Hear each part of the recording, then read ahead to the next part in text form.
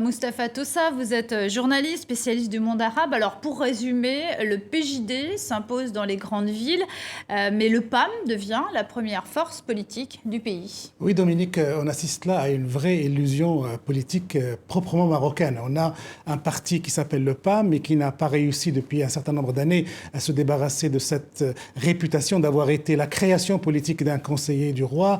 On lui reprochait de ne pas avoir suffisamment de profondeur sociale à l'intérieur du Maroc, et le voilà qui s'impose dans ces élections comme la première force politique et qui réussit une performance inédite. Et on a en face de ça le parti islamiste, le PJD, qui est au gouvernement pendant presque 4 ans, qui a mené une politique qui n'a pas donné tous ses fruits, qui a provoqué de l'amertume, de la frustration, et qui pourtant, pendant ces élections, arrive à s'imposer dans les grandes villes comme une force de politique incontournable. Donc on a deux succès qui sont tout à fait justifiés et tout à fait normaux dans un pays qui est en train de se reconstruire une vie politique locale dans la perspective d'une grande recomposition politique locale marocaine. Alors Mustapha, on l'a compris, pas de vote sanction des électeurs contre le PJD.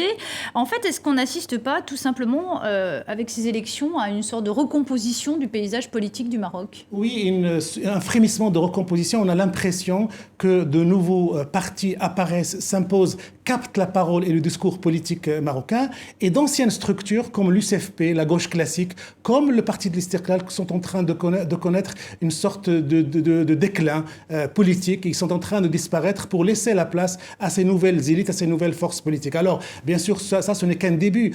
Peut-être que ces forces politiques vont connaître un frémissement, ce n'est qu'un début, mais on a aujourd'hui une vie politique en duel entre le PAM et le PJD. Le PJD qui est islamiste et le PAM qui se veut libéral, voire laïque certaines fois. Donc on peut anticiper déjà une grande confrontation politique, économique, idéologique et peut-être religieuse aussi.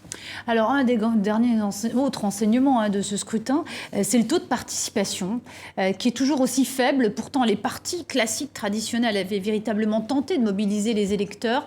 Et qu'est-ce que ça signifie? Ça veut dire qu'en fait l'électeur marocain n'a toujours pas confiance dans ce scrutin? En fait, il aurait pu être beaucoup plus faible que ça. Le taux que le ministre de l'Intérieur avait annoncé, je crois, entre 52 et 53, est déjà suffisamment acceptable et normal pour une première grande expérience électorale depuis l'adoption de la Constitution de 2011. Alors bien sûr, ça veut dire que les partis politiques, l'offre politique n'a pas réussi à convaincre les électeurs et les citoyens d'aller aux urnes. Et puis, ça veut dire aussi que les Marocains ne prennent pas encore trop au sérieux ces expériences électorales. Peut-être ça, ce n'est qu'un premier tour. Peut-être là, le Maroc est en train de se préparer à la grande élection qu'il va connaître en 2016, qui est celle des législatives, qui va former le Parlement et donc former le gouvernement, le prochain gouvernement dont il va être issu. Donc ce n'est peut-être qu'un test, et la grande expérience électorale marocaine aura lieu en 2016. Merci beaucoup Mustapha Tossa d'être venu nous livrer votre analyse ici en plateau à TV5 Monde. Merci beaucoup.